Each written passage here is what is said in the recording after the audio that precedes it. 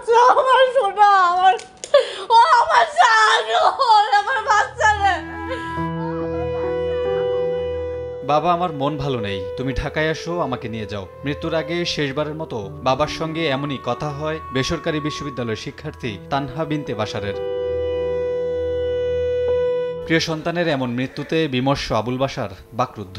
বলেন, উচ্চশিক্ষার জন্য মেয়েকে ঢাকায় পাঠিয়ে লাশ নিয়ে ফিরতে হলো। বাবার অভিযোগ, মেয়ের বন্ধুর কারণে আজ এমন পরিণতি। আমার 12টা দিকে এসে বলছিল যে স্বাস্থ্যটা ভালো না। আমি বললাম স্বাস্থ্যটা ভালো না থাকলে তুমি ঢাকা থেকে চলে আসো। বললো আপু আমি একা যেতে পারবো না, আপনি আসেন। 4টার দিকে পরে হেরা আবার রিং দিলাম, কই আছো?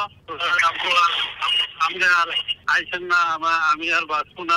এটা এখন আমি যখন ধরুন আমি তো নিজে আর আগে জানতাম না, এখন আইসা আমি কালকার থেকে এটা নিয়ে শুনতেছি যে এই ব্যাপারটা এখন আসছে সামনে। যদি তাদের নাম আসছে সাইমন, সাথে নাকি একটু খারাপ ব্যবহার করছে। তানহার এমন মৃত্যু কোনোভাবেই মেনে নিতে পারছেন না তার সহপাঠী ও প্রতিবেশীরা। মেয়েটা তো ভালোই, কথাবার্তা ভালোই, তো দেখলাম সব আনলো ধরাধরি করে, আইনা রিক্সা তুললো লয়ে গেলো। মেয়েটা খুব ভালো ছিল, কথাবার্তা আচার ব্যবহার সবই ভালো।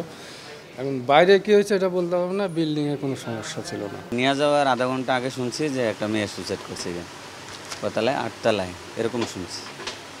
নিয়ে যাওয়ার সময় দেখছি ওনার বাপ আর একটা মেয়ে ছিল সাথে, ওনারা নিয়ে গেছে।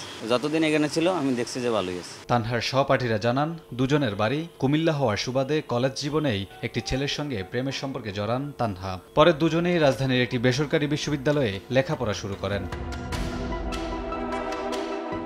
পুলিশ বলছে, গেল সোমবার বিকেলে রাজধানীর মোহাম্মদপুরের নবীনগর হাউজিংয়ে স্বপ্নচূড়া ভবনের একটি ফ্ল্যাট থেকে তানহার ঝুলন্ত মরদেহ উদ্ধার করা হয়। ধারণা করা হচ্ছে প্রেমঘটিত কারণে তানহা আত্মহত্যা করতে পারেন। তবে এর পেছনে তার বন্ধুটির কোনো সম্পৃক্ততা আছে কিনা সেটিও খতিয়ে দেখা হচ্ছে। পাশাপাশি জব্দ করা হয়েছে তানহার ব্যবহৃত মোবাইল ফোনটি, যা পাঠানো হবে সিআইডির ফরেনসিক ল্যাবে।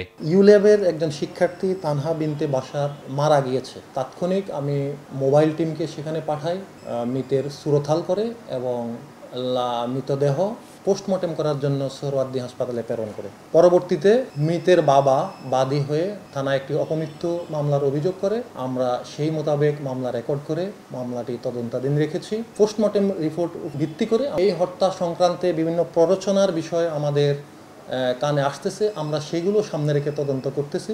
ঘটনার পর তানহার মরদেহ সোহরাওয়ার্দী মেডিকেল কলেজ হাসপাতালে ময়নাতদন্ত শেষে পরিবারের কাছে হস্তান্তর করে পুলিশ।